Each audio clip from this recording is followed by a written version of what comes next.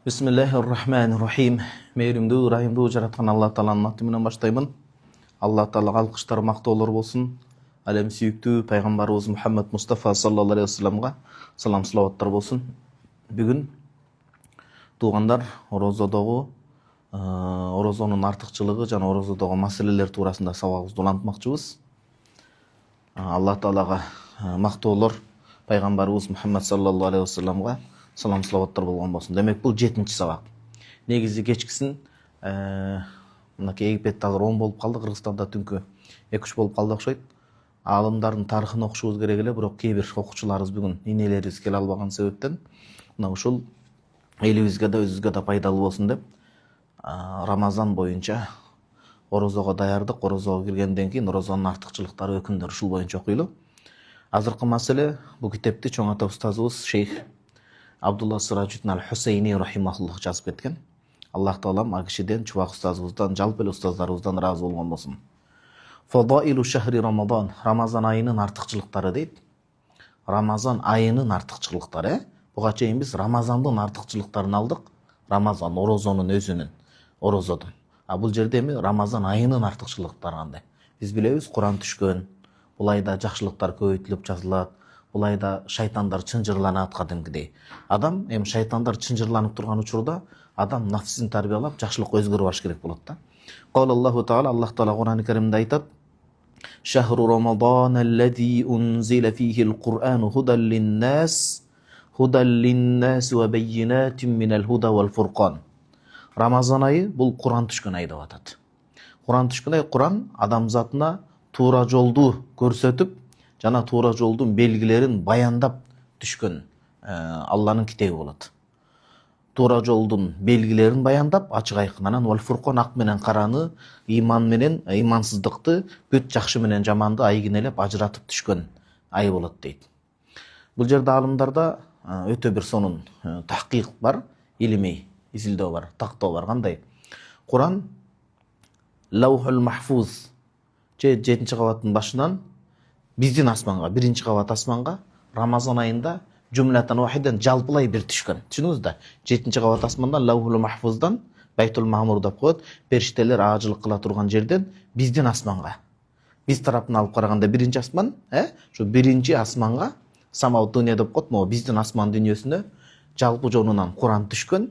Анан 23 жыл, пайгамбарыбыз саллаллаху алейхи вассаламга 40 жыл, 40 жашында пайгамбарлык ыйгарылып берилсе, 23 жыл бою окуяларга жараша анан Куран түшүп турган. Куран түшүп турган. Ушул жерден сиздерге бир 2 күндүк тапшырма, муну жакшы жазып алыңыздар. Жалпы Жебрейил периште асмандан жерге канча рет келип кеткен. Бул анчейин деле кээ бир адамдарга маанисиз болгону менен бул илимде ар бир нерсенин маселенин өзүнүн маңызы бар. Жебрейил периште жалпы асмандан жерге канча рет келип түшкөн. Бул туурасында алдын ала сиздерге айтып коелу, сиро китептерден мутаввала кенен жазылган пайгамбарыбыз саллаллаху алейхи вассаламдын өмүр баянын чагылдырган китеп бар. Мына ошого баш баксаңыздар болот. Өзгөчө жоопту да айтайын. Сиро пайгамбарыбыз саллаллаху алейхи вассаламдын өмүр баянында чоң энциклопедия болгон, мындай өтө сейрек кездешүүчү китептердин бири Субулул Худа ва Рашад деген китеп бар. Имам Мухаммад ибн Юсуф Солихи хижраттын 942-жылы кайтыш болгон, демек 10-чу кылымдын алымы. Китептин аты эмне экен? Субулул Худа ва Рашад фи сирати хайрил ибад. Эң адамзаттын абзели болгон пайгамбарыбыз саллаллаху алейхи вассаламдын өмүр таржымалын таанып билүүдө эң туура акыйкат жол деп жазган.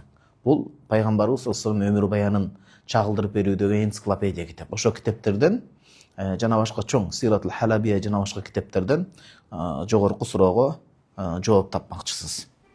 Демек, Рамазан айынын артыкчылыгы бул Куран түшкөн ай. Демек, Рамазанда кимдин үлүшү чоң? Рамазан жакшылыкта жарышпайбы да? Кимдин үлүшү чоң? Кимдин жакшылыктары көбөйтүлүп, сообу көбөйтүлүп жазылат десе, Куранга көбүрөөк байланган, Куранга убакыт ажыраткан. Демек, биз Куран окушубуз керек, туугандар. Негизи баштадыңыздар да сиздер да хатымда. Жок дегенде минимум толук билим бир ирет хатым кылыш керек. Анткени эмнеге жок дегенде деп атабыз? Куран хатым бар, андан сырткары сиздин сабактарыңыз дагы бар да. Жок дегенде бул эң алыл акыл жок дегенде. Демек, мына ушул Курандын Бакара сүрөсүндө келген Курандын жогорку аятынан маалым болгондой, Рамазан айы башка айлардан артыкчылыгы Куран түшкөнүндө.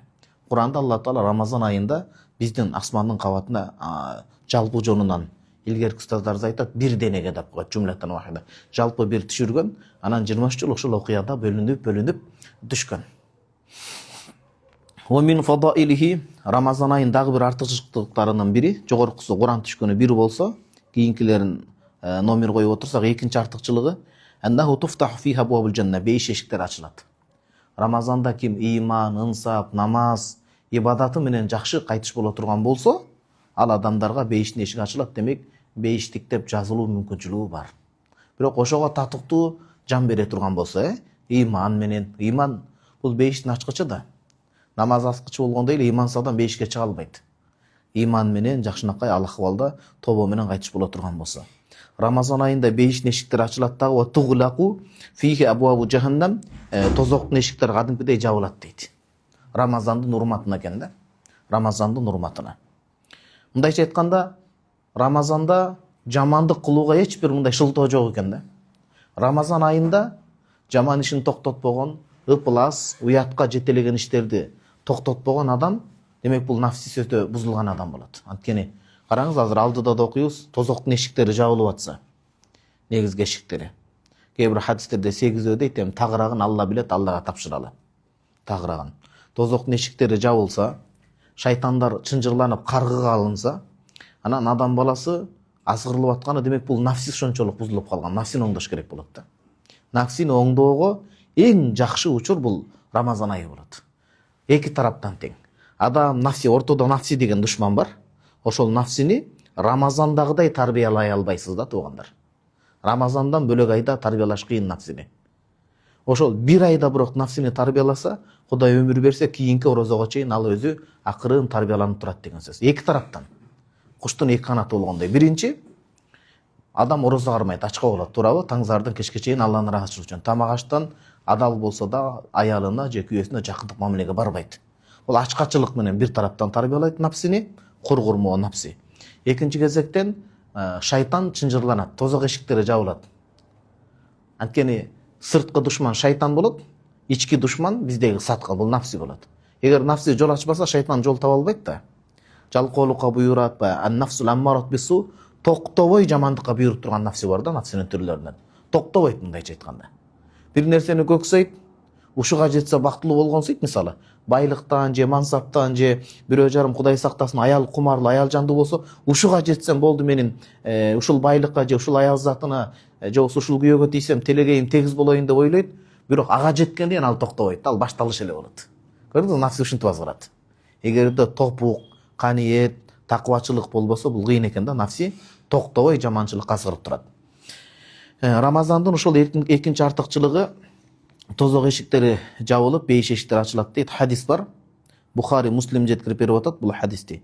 Иза жаа Рамазан, Рамазан айы келсе, футтихат, жөн эле футтихат эмес. Мындайча айтканда, бейиш эшиктеринин бардыгы толук кеңири ачылат дейт. Ва гуллиқат абуабун нар. Сарф илимин окуп атасыздар да. Футтихат, бул суласи мазид туурабы? Угармандар кыжалат болуп калбасын, бул араб тилинин морфологиясы. Бир сөздү ары бери жактоо. Фатаха бар, фейл мачхул, сүйлөмдүн ээси ким экени билинбейт, ал футихат. Анан футтихат бар. Кота бир нерсени кести, анан котта бир нерсени майдалап салды деген сөз. Ушунчалык, демек бул жерде мубалага мааниси бар да, күчөтүү формасында айтылып атат. Рамазан айынын урматына, Рамазан айы кирип келгенде бейиштин эшиктери толук ачылат. Бир аз эле ачылат эмес, толук ачылат. Ачылган пайдасы ушул. Шейх Муллал Кори жана башка ханафи алымдар түшүндүрмө берет, ким иманы менен жакшы абалда намазы менен кайтыш болсо, бейиштик деп жазылуу мүмкүнчүлүгү бар дейт. Ва гуллиқат абуабун нар, тозоктун эшиктери дагы толук жабылат дагы. Ва суффидати шаятину, шайтандар чынжырга байланылат деп атат. Баягы бизде бутуна, колуна кишен салынат дегендей болуп атат да. Шайтандар чынжырланат, колу бутуна кишен салынат деген сөз. Жалпы жонунан. Равал Бухари ва Муслим башка риваятта келип атат, ва сулсилату шаятину, демек өтө катуу каргы, өтө катуу кишендер менен алар кармалат. Ошондо деле шайтан камакка алынса деле, барымтага алынса деле, адам азгырылып кетип атканда, демек бул нафси. Нафси оңой эмес. Бир нерсе кыныгып алып алса жаман да. Алымдарыбыз нафсинин мисалын жаш балага салыштырышкан. Жаш бала баягы Ханафи мазхабта канча жылга чейин эмет? Бир денелип айта албайсыз, экиге бөлүп айтасыз. Бир бетке айта албайсыз да. Имам Абу Ханифа рахимахуллах 30 шахран, 30 ай дейт. 2,5 жыл. Эки шакирти имамдын бир риваятында имам Абу Мухаммад ва фи риваятин анил имам 2 жылга чейин дейт. Имам Зуфар 3 жылга чейин дейт. Имам Абу Ханифа рахимахуллах сөзүн алып туруп 2,5 жылга чейин десек, бала 2,5 жылдан өтүп баратса деле 3кө чыгайын деп калса деле сүттөн оңой менен чыкпайт, билесиздер. Лайт тополон кылат, башка кылат, анан нелер ар кандай ыкмаларды көрөт анан. Анын өзүнүн жолдору бар. Нафси кудум жаш баладай экен да. Бир нерсеге тез көнөт, бирок ошону кой бериши өтө кыйын болот экен да андан алысташы. Имам Бусори деген чоң мына Египеттен чыккан чоң алым болгон. Пайгамбарыбыз саллаллаху алейхи вассалам шунчалык дастандары менен мактап, мындайча айтканда, мухаддис чоң алым айтат. Ан-нафс кат-тифл дейт. Нафси бул тифл сыяктуу жөн койсоңуз, чоңойгонуна карабай деле сүт эмебем деп, уятты башканы жыйыштырып кала берет дейт. А бирок эгерде акырын мөөнөтү келгенде сүттөн чыгара турган болсоңуз, ян Фатима ага деле көнүп кетет дейт да. Оор сезиле берет экен да, көз коркок, кол баатыр, чыгыныш керек экен. Мунун баардыгы бирок Кудайдын көмөгү, жардамы менен Алланын. Азирет Ибн Масуд пайгамбарыбыз саллаллаху алейхи вассалам төмөнкү хадисин жеткирип берип атат бизге Рамазан айынын урмат туурасында. Иза кана аввалу лейлат мин шахр Рамазан, Рамазандын алгачкы түнүндө дейт. Жогорку хадисте Рамазан айы киргенде дейт. Эсиңиздердеби? Ушул жерден чоң пайда алабыз. 4 ичинде эреже. Бир хадисти экинчи хадис бизге ачыктап түшүндүрүп келет. Ошол себептен бир хадистен өкүм алынбайт. Жалгыз хадистен жулуп жарып өкүм алып аткан ал мазхаб карманбагандын кесепети ушундан келип чыгат да. Ар бир хадис жеке чалып жок. Бүт ошол темадагы, ошол мазмундагы, маанидеги, маңыздагы бардык хадистер топтолгондон өкүм чыгарылат да. Биздин усулчу алымдарыбыз. Мына жогорку мутлак жалпы жондон келген хадисти түшүндүрүп берип атат. Рамазандын алгачкы кечесинде дейт. Демек, биринчи күн өтүп түнү болуп, мына эртеңки Рамазанга караган түнү бейиштин эшиктери толук ачылат. Фалам юглак минха бабун вахидун аш-шахра куллаху. Ошол боюнча Рамазан биринчи түнүндө бейиштин эшиктери ачылса, Рамазандын акыркы күнү ораза айтка чейин эч качан бирөөсү да жабылбайт дейт. Толук ачык болуп турат. Ачык болгону деген Кудайдын мээрими ачылды. Ошол айда кайтыш болгондор иманды, ынсапты, намазда жакшы абалда кайтыш болсо, чоң мүмкүнчүлүк бар экен да, утулуу мүмкүнчүлүк бар. Ошол үчүн сахабалар ушул Рамазанга жетсек деп арман кылган да. Баягы биз дагы арман кылабыз го, пайгамбарыбыз саллаллаху алейхи вассаламдын шаарында, Мединада, Меккеде, мекенибизде ушундай бир жакшы жайларда кайтыш болууну насип кылсын деп турабы? Күнөө кылып аткан жайда, башка жайда кайтыш болсо эмне болот? Мисалы элестетиңиз. Кудай сактасын. Хадистин уланысы ва гулликат абуабун нар, тозоктун эшиктеринин бардыгы жабылат. Фалам юфтах минха бабун аш-шахра куллаху. Рамазан бүткөнгө чейин, акыркы соңуна чейин эшиктердин бирөөсү да ачылбайт дейт, тозок эшиги. Анан бул жерде ва гуллат утатул джин дейт, карасаңыз. Бул риваятта өтө керектүү маани келип атат бул хадисте. Джиндердин чектен ашкан марада деп коет. Талай карекебиз келе албай калыптыр, балким ал киши азыр түз эфирден Инстаграмдан көрүп аткан чыгар, бирок карекебизге тиешелүү маселе. Карекебиз дем соолат эмеспи жин жаатында. Өмүрүнө жалпы береке берсин. Ва гуллат утатул джин дегени жиндин эң баштары. Жиндердин эң баштары марада деп коет. Марадатул джин деп. Эң мындай тил укпаган, кепке сөзгө келбеген эң баш ушунчалык шайтандан кийинки орунда турган эң жаман, коркунучтуу адамзатка зыянкеч болгон жиндер кадимкидей колу байланат, каргыга алынып кишенделет дейт. Албетте мунун баары Алланын каалоосу менен туугандар, коркуп үркүп кетпеш керек. Мусулман Аллага ыйман келтирген адам, баардык жамандык, жакшылык бул Алла Тааладан келет. Анан экинчиден акыйда илиминде Алла Таала жаман нерсе деген сөз жок Аллага салыштыр. Аллах үчүн баардыгы бирдей. Бул адамга салыштырмалуу түшүнүк. Туурабы? Адамга салыштырмалуу түшүнүк. Мисалы, жөнөкөй эле салыштыруу үчүн мисал, валиллахил масалала, ручка, калем сапты фабрика ошондо боёгу менен башкасы менен сыя челеги менен чыгарганда, аларга жакшы жаман делбейт да. Пайда тапкан башкасын айтып аткан жокпуз. Бул ручка менен бирөө китеп жазып, жакшы нерсени жазса жакшы, нукка ушул берилген нерсени. А ушул берилген нерсени адам жаман жакка жазып, уят сыйды кетире турган, ынтымакты бузуп, фитна, бузукулук чыгара турган, аралыкка жик козгой турган жаман нерсени жаза турган болсо, ушуну жаман жолго иштетип атат да. Демек бул муну иштеткен адамдар үчүн экен да. Кодум ошол сыяктуу бул дагы ошондой. Ошо жиндердин өтө бир жамандары болот.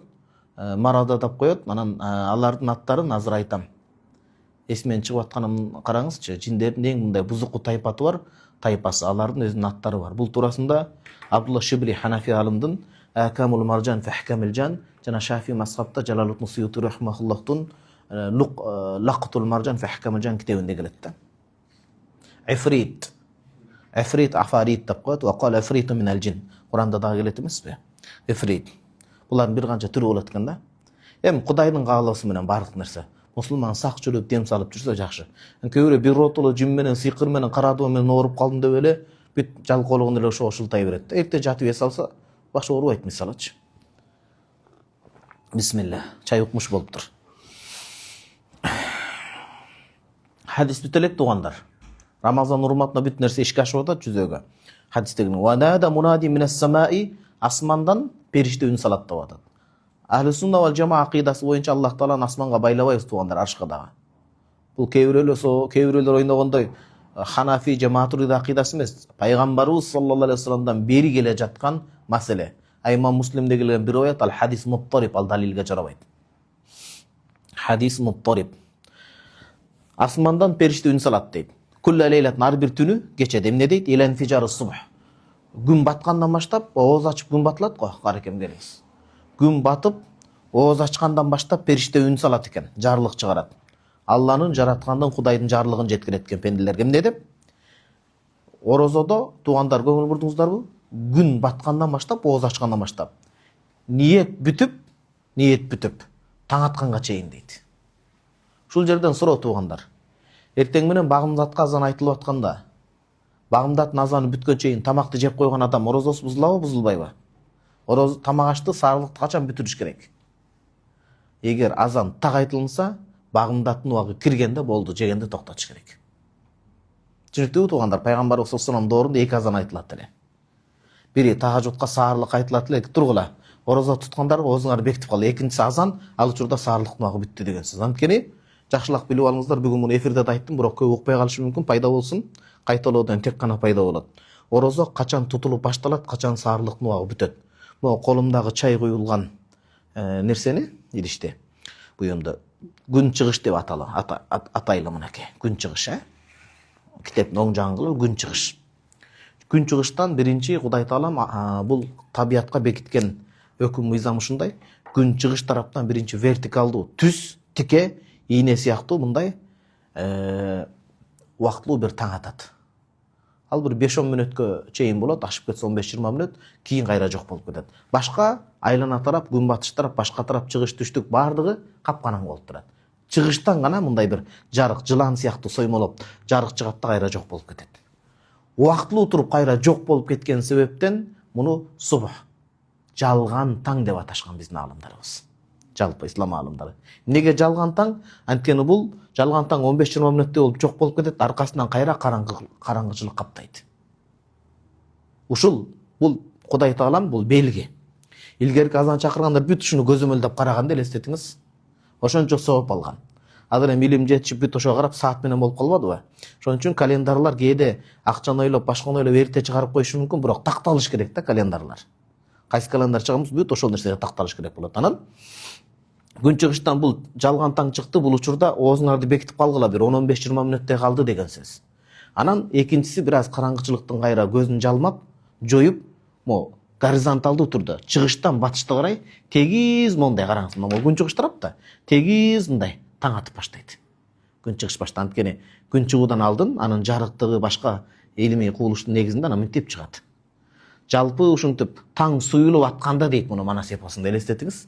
Таң кашкайып атканда, таң суюлуп атканда деп айтат. Таң куланып тартып, анан мындай кылып жарык чыгып баштаган бул чыныгы таң болот. Бул учурда болду, багымдаттын убагы кирди, ооз бекиткен убак бүттү деген сөз. Оозду бекиткиле, азыр багымдаттын убагы кирди. Демек, азанчы ошол убакытка так туура азанын айта турган болсо, болду анда оозун бекитип калыш керек деген сөз. Түшүнүктүүбү туугандар? Асмандан периште үн салат дейт. Ооз ачкандан баштап ошо таңга чейин. Таң дегенде кайсы таңга чейин экен? Жалган таңбы же чыныгы таңга чейинби? Чыныгы таң, багымдаттын убагына чейин. Анткени жалган таңда ал убакыт бүт элек орозо саарлыктыгы. Бисмилlah. Бул пайда болдубу шейхтерим, Караңыз, периште эмне деп айтат? Я бағиял хайри яммим. Яммим деген сөзді жазып алыңыздар, бұйрық етіші, бұл сіздерге керек болады. Сөзді жаттауда. Я бағиял хайри яммим о абшир. О жамандықты қалап көксөгөн, жамандықты атқарам деп ниет қылған адам, яммим. Жамандық емес, хайр жақсылық та. Яммим деген ниет қылған деген сөз. Бет алған, жүзденген деген сөз. Я бағиял хайр, жақсылықты ниет қылған, жақсылықты көздеген, жақсылықты көксөгөн, жақсы ішті атқаруны қалаған. Мисалы, қырғыз тілі да бай тілде кете береді. Жақсылықты атқарам деген адам, яммим, жүзіңді қыблаға бұрып, жақсы ниетіңді бекемде, уапшыр жана сүйінші саға дейді. Жақсы ниет жарымырыз, ниетіңдің жақсылығы менен таң аттырып атасың, саға сүйінші да батады. Рамазан айында адам ниет, жақсы ниет үшін да осо болады. Елестетсеңіз, ошон үчүн бул өзгөрүү айы да, башка 11 айга бул өзгөрүү айы болот. Вая бағия шар, жамандықты қалаған адамдар, ақсыр, тоқтот, вапсыр, көзіңді ач. Көзіңді ачып көрөгөштүгүңдү ойгот. Ертең өкүнүп калба деген сөз экен. Аллахым, чында бул айда көз ачылып, көздөн да ар жакта маанилүү көкүрөк ачылып, көдөн туурабы? Анткени көз көрбөгөн инсандар эмне кылат анда алар? Көзүн ачканда деле көрбөшү мүмкүн. А кишилер Аллага шүгүр, көзү көрбөгөнү менен канчалык таква жакшы инсандар бар. Көкүрөгүңөрдөгү көрөгөчтүктү ачкыла, жамандыкты токтоткула деген сөз. Хадистин уланысы хәл мин мустагфирин нагфирула. Периште айтып атат, Аллага кечирим сураган барбы? Кечирим, Алладан кечирим сураган. Аллах күнөөлөрүн кечирсин дейт. Хәл мин таибин натуб алейхи, тообасын кабыл кыла тургандай тооба кылгандар барбы өкүнүп дейт. Арасаңыз, Рамазанга чейин ким кандай иш кылса, Кудай мүмкүнчүлүк берип атат экен тообага. Эм жакшылыктан күдөр үзбөйлү канча деген адамдарга бул балким акыркы орозасы болуп калышы мүмкүн да, биз билбейбиз. Кудайдан жакшылыктан үмүт үзбөйлү сурайлы, бирок билбейбиз да. Тугандар билбейбиз. Мына былтыр Египетте деле деги Алтынбек мырзалар кайтыш болдубу? Канча деги мырзалар кайтыш болду. Дүйнө бурун Кыргызстанда, башкада мисалы. Ошол себептен тооба кылчулар барбы, тообасын кабыл кылалы дейт. Хал мин даин настажибу лах. Настажиба болот. Хаусаби. Дуа кыла тургандар барбы, тилек кыла тургандар, дуа кылгандар, дуасын кабыл кылалы дейт. Хал мин саилин ютасулаху. Кудайдан сурануучулар барбы, суроосу бериле тургандай болсун дейт. Мындай. Суроосу дегени ошо сурамжылаган суроосу Кудайдан дуасы кабыл болот дейт. Хадис уланысы пайгамбарыбыз саллаллаху айтып атат: "Валиллахи азза ва жалла инда кулли фитри мин шахр Рамадан, кулла лейлатин утаqa минан нар 60 алфан" дейт. Ар бир Рамазандын ооз ачкан түнүндө тозоктон азат боло турган 600 миң адамдар болот дейт. Бул санга байланып калган нерсе жок, көпчүлүк максат кылынып атат да. Фаидакан яумул фитр, курбан ороза айт келгенде, атакаллаху мислама атака фи жамии шахри 30 марра. Рамазандын ар бир түндө азат кылган 600 миңден 30 эсе көп санды азат кылат дейт. Бул дегени чексиз дегени. Буга таң калып кереги жок, Алла Тааланын мээрими, кудурети чексиз болуп атпайбы? Бул хадис имам Байхақи жеткирип атат. Бул хадис шек күмөндүү хадис окшойт дебеңиз. Шуабул иманда. Анан Хафидул Мунзири чоң алым хадисун хасан, далилге жарайт деп атат. Ла баса бихи фил мутабаат, буга маанилеш башка хадистер келсе иншалла даражасы көтөрүлөт, далилге жарайт. Демек хасан ли гойриги. Далилге жарайт деген сөз. Далилге жарамдуу хадис. Бул Рамазандын канчанчы артыкчылыгы болду туугандар? 3-чү артыкчылыгы болду. Биринчи артыкчылыгы Куран түшкөн. Бул айда баягы бейиштин эшиктери ачылат, тозоктун эшиктери жабылат. Жалпы 1-2 деп кое береличи муну. 3-чү Рамазандын артыкчылыгы, Рамазан айынын артыкчылыгы. Ал-хисалул хамс дейт. 5 нерсе бар дейт. 5 нерсе бар. Аллат кандай 5 нерсе? Туугандар. Хуссисат биха хадил умматул Мухаммадия ала расул хафталу салату вассалам тахия. Баягы пайгамбардын урматына сүйүктүү пайгамбарыбыз саллаллаху алейхи жөнөтүлгөндүгү үчүн бул үммөткө башкаларга берилбеген 5 артыкчылык Рамазанда берилген дейт. Башка үммөттөргө ыйгарылып ташылган 5 артыкчылык бизге берилген да. Азыр айтылат. Суроо, мисалы. Мурдагы коомдордо намазда азан болгонбу, болгон эмеспи? Же азан бул үммөттүн артыкчылыгыбы? Муну издеп келесиздер. Бул үммөттүн артыкчылыгы туура азан. Бирок карап коесуздар. Имам Ахмад Муснадын, Имам Базар Муснадын, Имам Байхақи Шуабул иманда жеткирип берип атат. Пайгамбарыбыз саллаллаху алейхи вассалам айтат, караңыз. У'тият уммати хамса хисалын фи рамадан лам ту'дахун уммат қаблахум. Туғандар, мұрдағы сабақтарда баса белгілегендей, тетиги алгачкы пайгамбар, алгачкы элчиден акыркы пайгамбар элчи Мухаммад саллаллаху алейхи вассаламга чейин бардык уммөттөргө орозо парз болгон. Те илгертеден эле. Бирок биздикиндей 29 же 30 күн деген сөз эмес. Кээ бир уммөт күнгө түндү кошуп кармаган. Күнгө түндү кошуп кармаган. Кээ бирөөлөр 50 күн орозо кармашкан. Ошондой шариятта өлчөмүн ар бир коомдун денесине, күч кубатына көтөрө ала турган чыдамына карап бул өзгөртүлгөн убагында. Мисалы Ат коому, Самут коомдору алар дөбө болгондо мындайча айтканда биздин заманга салыштырмалуучу. Күч кубаттуу болгон, тоо ташты тешип жашаган. Мурдагы уммөттөргө дагы орозо парз болуп бекитсе, Куранда баса белгиленде.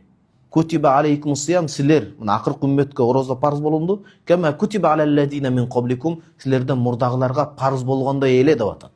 Курандан келип чыкканда, хадистер келет.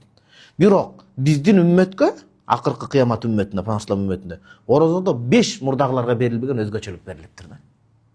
Бул азыркы хадисте эскериле турган 5 өзгөчөлүк аларда болгон эмес. Биринчи, халуфу фамис саим атьябу индаллахи мин рихил миск. Биринчиси, номер коюп отурабыз.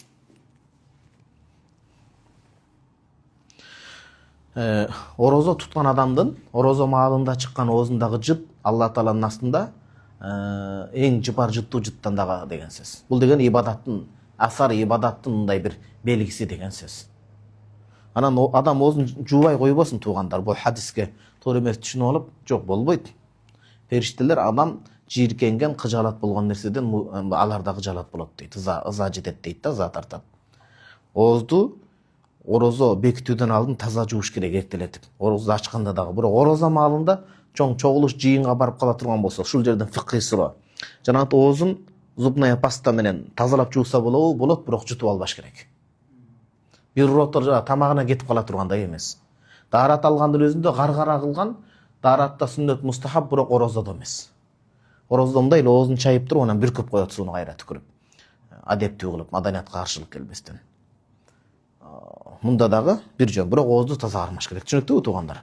Бизде Ханафи мазхабта түшкө чейин да, түштөн кийин да мисвак колдонсо болот, бирок жутуп албаш керек. Мейли ал жаңы мисвак болсо дагы дейт. Шафи мазхабта түшкө чейин болот, түштөн кийин болбойт. Неге? Хадистеги жытты кетирип коет мисвак дейт. Бизде түз маанинде эмес, ибадаттын белгиси деп түшүнөбүз Ханафи мазхабта. Ошон үчүн оозду таза алып туруш керек. Таксырым мен кыжаалат болуп кетип атам десе, бирөө жалым хадисти түшүнүп, кыжаалат болбоңуз, бул Алланын астында жыпар жыттан да жыттуу деп түшүнүп албасын да туугандар. Оозду таза кармаш керек. Анан ооздун ичиндеги келе турган сөздү дагы. Ар бир сөзгө Рамазандан этият болууну үйрөнөбүз. Бул биринчи артыкчылык. Экинчи артыкчылык ва тастагфиру лахумул хитану хатта юфтиру. Деңиздеги көк кит, ушунчалык чоң көлөмдөгү киттер ооз ачканга чейин адамдарга тасбих айтып турат дейт өз тилинде. Бул жомок же Стивен Спилбергдин фантастика киносу эмес бул туугандар. Деңиздеги жаныбарлар, көлөмдүү жаныбарлар бул илим окуган адамга дагы истигфар тилеп турат. Куранда айтат эмес, ва ин мин шейин илля юсаббиху бихамди, валакин ла тафкахуна тасбихахум. Ар бир тирүү жандык Алланы даңктап турат өз тилинде. Бирок адамдар силер алардын тилин түшүнө албайсыңар дейт. Ортодо парда бар да. Пайгамбарыбыз саллаллаху алейхи вассалам айтып атат, хадис сахих, тастыкталган туура хадис. Пайгамбарыбыз саллаллаху оюнан кошуп же токуп сүйлөбөйт, ал Алла Тааланын вахийина такап гана сүйлөйт. Ва фи риваят башка риваятта тастафру лахумул малаика дейт, экинчи бак көк киттин ордуна периштелер деп келет. Экөө тең, бир риваятта бирөө, бир риваятта бирөө келет. Үчүнчү, ва юзайинуллаху азза ва жалла кулла яумин жанната сумма якул. Ар бир Рамазандын ооз ачкан түнүндө Аллах Таала бейишти буйрук берип, бейиш жасалгаланып, кооздолуп, көркүнө чыгып турат дейт. Үйлөнө турган адамдар кандай даярданат, Азыр биз Рамазан келишке кандай даярдандык үйдө үй бүлөлүүлөр? Бойдоктор деле канча даярданды, туурабы? Мисалы. Үйлөнгөн адам кандай даярданат? Мисалы. Жашоосундагы эң маанилүү күн. Аллах Таала бейишке өкүм берип, бейиш кадимкидей көз жоосун ала тургандай, ушундай кооздук берилет бейишке дейт. Сумма якул Аллах Таала бейишке айтат: "Юшику ибади салихуна айюлку анхумул мауната ва ясиру илейк." Мындайча жаннатта Аллах Таала жанат кайрылып айтып атат: "Сен менин конок пенделерим конокко катары жакында келет, ошого даярдангын деген сөз. Пенделердин моюндагы тирүү кезиндеги шарият жоопкерчилиги алынат дагы, бүткүл мээнет, кыйынчылык алынып, ташталып, сага конок болуп келет, ошого даярдангын делет да. Моюндарынан жүк алынат. Бул канчанчысы болду бул пайда? Үчүнчүсү болду. Төртүнчү пайда ва тусаффаду фихи марадату шаятин. Жин шайтандардын өттө чектен ашкандары чынжырга алынат дейт. Чынжырга алынат дейт. Фала яхлусуна фихи, Рамазан айында иля макан яхлусун илей фи гайрихи, Рамазандан бөлөк айдагы азгырган нерселерди азгыра албайт деп атат. Рамазандан бөлөк айларда шайтан ушунчалык азгыра турган болсо, берки Рамазандагыдай азгыра албай калат деп атат. Бул Абдулла Шибли деген Ханафи мазхабта чоң алым өткөн туугандар. Жиндер аламы туурасында өкүмдөрү боюнча китеп жазган. Акамул маржан фи ахкамил жан. Акамул маржан деп бийик таштагы маржан таштары дейт. Жин өкүмдөрүн билүүдө дөңсөөдө турган маржан баалуу таштар дейт. Демек бул адамдарга керек деген сөз. Ханафи мазхабта жазылган муатамат китеп, этибарга алынган. Ошо китепте айтат. Бир канча хадис, асар алымдардын сөзүнө таянып айтат. Шайтан өзүнүн аскерлерине, жөнөкөй адамга, мусулманга, бир жылына 2 шайтанды адамга бекитет деп келет да. Бир жылдан кийин ошондон эсеп салып, кандай азгырдың, эмне кылдың? Жакшы азгырган болсо, анын даражасын көтөрүп чоң нерсеге, дагы илимдүүрөөк, имандуураак адамга жөнөтөт дейт. Тажрыйба алмаштырат экен да. Как сержант катары даярдап бекитет дейт. Анан бир жылда толук кандуу азгыра албаса, берки адам такуал, Кудайдын жардамы менен азгырылбаса, жанагылар кадимкидей даргасып өлтүрөт шайтан дейт да. Кызматыңардын өтөсүнөн чыга албапсыңар деп. Бул туугандар жомок эмес, башка эмес, бул акамул маржанда келген нерсе албетте, бул өзүнөн башка акыйкатты да чамбайт. Айтайын дегени, бул жерде хадисте келгендей, Рамазандын урматына Алла Таала өзүнүн артыкчылыгы, фодлу карам менен чектен ашкан шайтандарды каргыга, чынжырга алат деген сөз.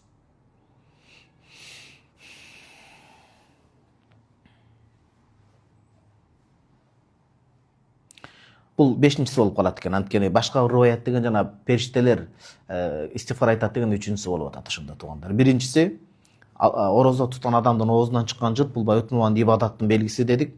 Экинчиси көк киттер ооз ачканга чейин орозо туткан адамдарга, жаныбарлар эмне кылат? Истифар айтат. Үчүнчүсү периштелер истифар айтат. Төртүнчүсү бейиш кадимкидей конок күткөн эң баалуу коноктор бул орозодогу адамдар болот экен, ошого даярданат. Бешинчиси жин шайтандардын өтө азыркы ээлери кадимкидей чынжырга алынып байланат дедик. Кыйла ушул түндөрдө деп атпайбы дегенде сахабаларга суроошун Алланын элчиси. Ахия лейлатул кадр, бул кадыр түн кечеси ушундай болобу деп сурап атышат. Кадыр түн кечесинде ушул жакшылык берилеби дегенде калала жок. Бул 5 жакшылык кадыр түн кечесинде эле эмес. Валакинил амилу иннама юфа ажру иза када амалаху.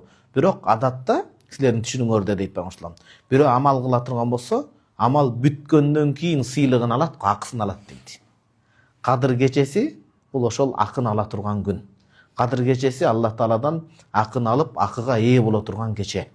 Орозо айт намазы акыны ала турган кече. Акы дегенде туугандар суроо. Түз мааниде акыны сүйлөшө алабызбы биз азыр ушул жерде акыйда боюнча? Ушул суроого маани берсеңиздер, Алла Тааладан акын ала тургандай биз ошол акылга татыктуубузбу? Алла Таала ошол акыны бизге берүүсү милдеттүүбү? Жок, акыйдада бул антип айтылынбайт. Муътазила жамааты гана адашып, Алла Таала ибадатты кылган адамга соопту берүү милдеттүү, күнөөнү аткарган адамга жазалоо милдеттүү дейт. Мунун баардыгы эмне? Алланын артыкчылыгы. Фадлы карам, Алла артыкчылыгы менен сооп берип атат туугандар. Болбосо орозодо канча ойдон кетип калышыбыз мүмкүн. Тарауи намазында канча ойдон кетип калышыбыз мүмкүн. Мисалы да пенде алсызбыз да. Аллах берген бир көздүн акысынын өтөөсүнөн чыга албай калышыбыз мүмкүн. Яни бул дегени Кудай Тааланын кечирими Рамазандын акыркы түнүндө болот деген сөз.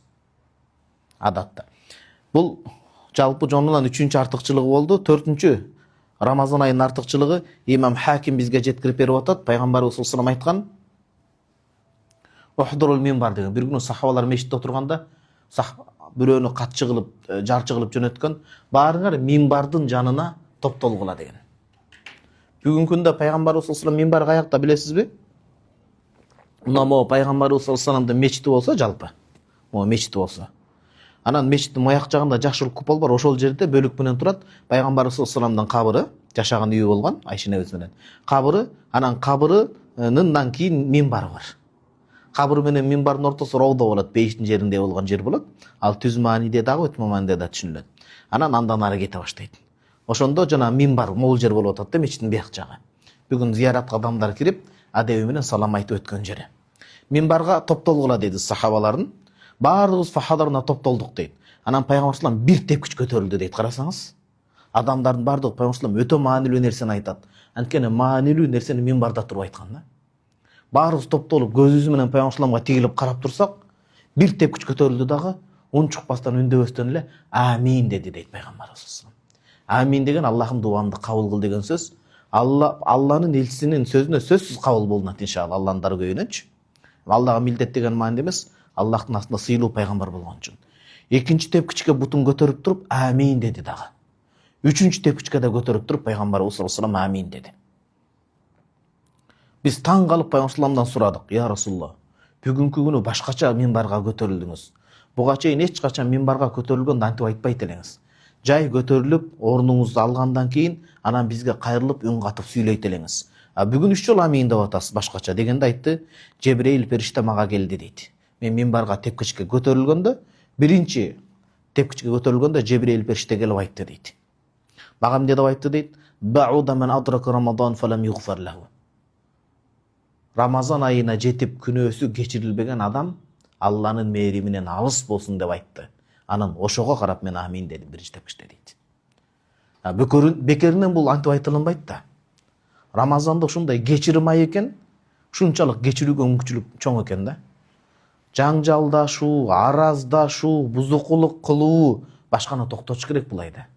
Бул айда элеби? Кийин баштай бериш керекпи? Жок. Бул айда токтотуп, ушуну үрөн катары себиш керек деген сөз да.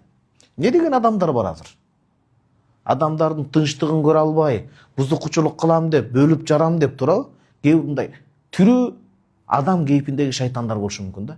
Адамдардын ынтымактуу өмүр сүрүүсү жакпашы мүмкүн, жаштардын өнүгүп баратканы жакпашы мүмкүн. Мисалда Кудай сактасын. Бизге эли жердин тынчтыгы керек, динибиздин бекемдиги керек, мисалы үй бүлөнүн амандыгы керек туугандар. Канча деген адамдар бар үй бүлөсүн жоготкон.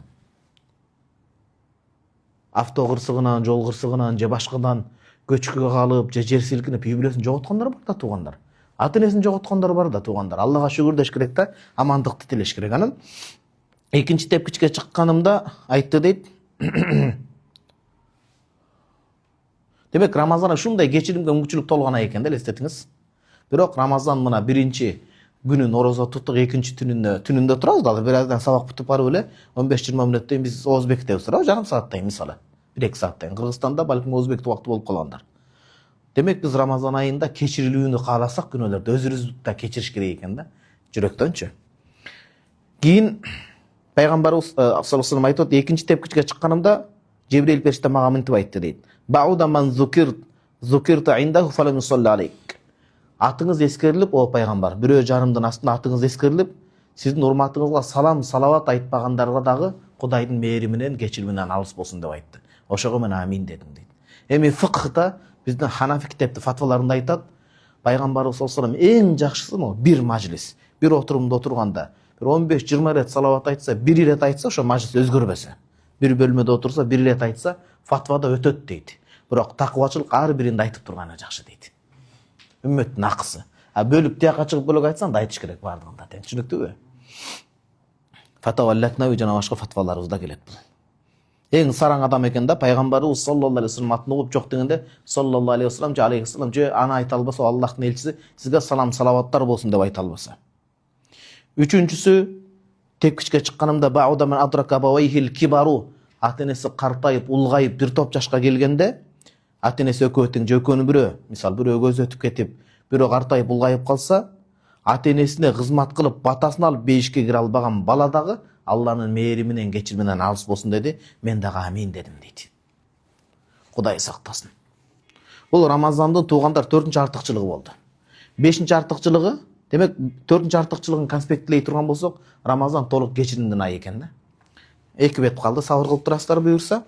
5-чи артыкчылыгы анна фихи лейлатал кадр дейт. Кадыр кечеси бар, кадыр түнү.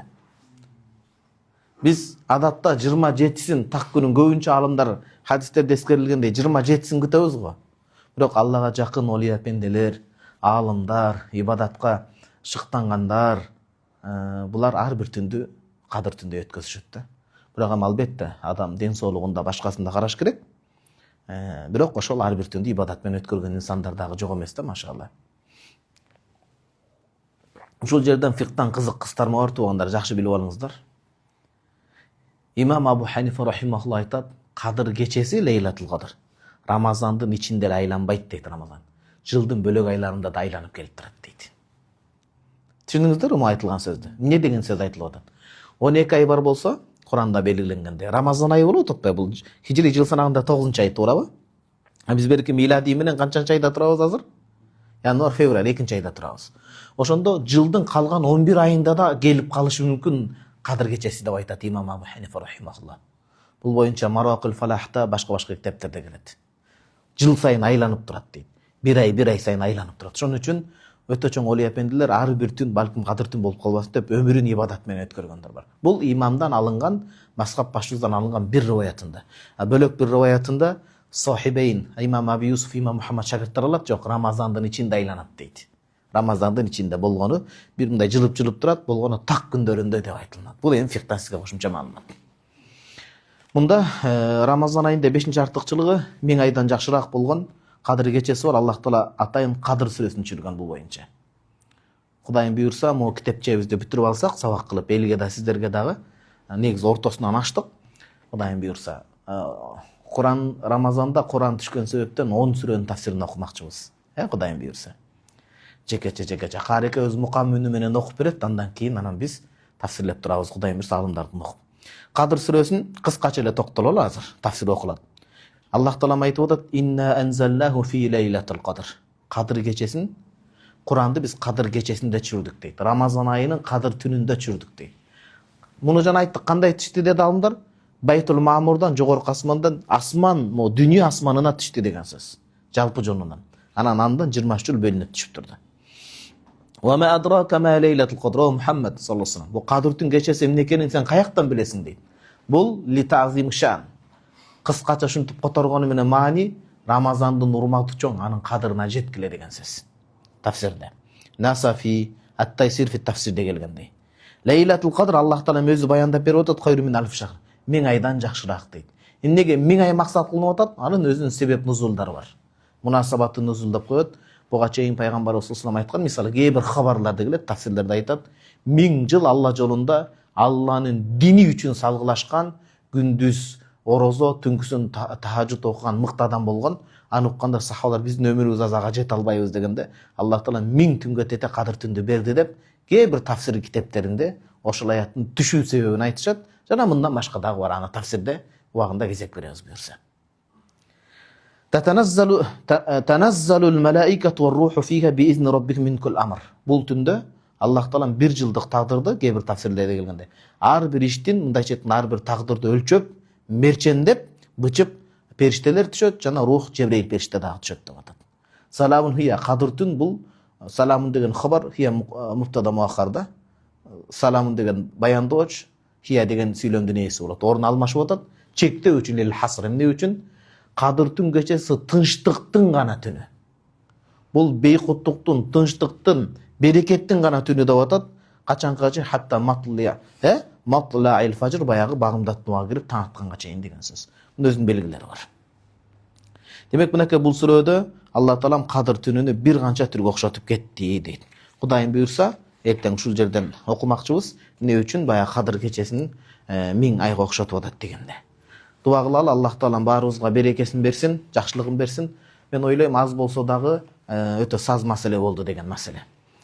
Бисмиллахир-рахманир-рахим. Аллах Таалам, Аллахумма аллимна ма янфауна. Аллах Таалам өзүң мактоого татыктуусуң, сага мактоолор, алкыштар болсун. Аллах Таалам өзүңө көптөгөн чексиз шүгүрлөр болсун. Сүйүктүү пайгамбарыбыз Мухаммад Мустафа саллаллаху алейхи вассаламга салам салаваттар болсун. Аллахым сенден өзүңдөн бекем иман, чын ден соолук, пайдалуу илим, илимге жараша жакшы кулк мүнөз, ден соолук, жакшынакай амалдарды сурайбыз. Өзгөчө Рамазан айында жалпы ырайымыңды төгүп бизге, жалпы кечиримиңе кабыл кылып, ушул айда буга чейинки билип билбей ашкере жашыруун чоң кичине күнөөлөрүбүздүн баарын толук кечирүүгө Аллах аны биз моюндайбыз. Элибизге, жерибизге, бүткүл дүйнө жүзүнүн ичинде элибизге, жерибизге тынчтык, амандык бер. Аллахым апаат кырсык балелерден сакта, туткан розобуздан олуттуу сабагын насип кыл. Рахматке, архамар рахимин.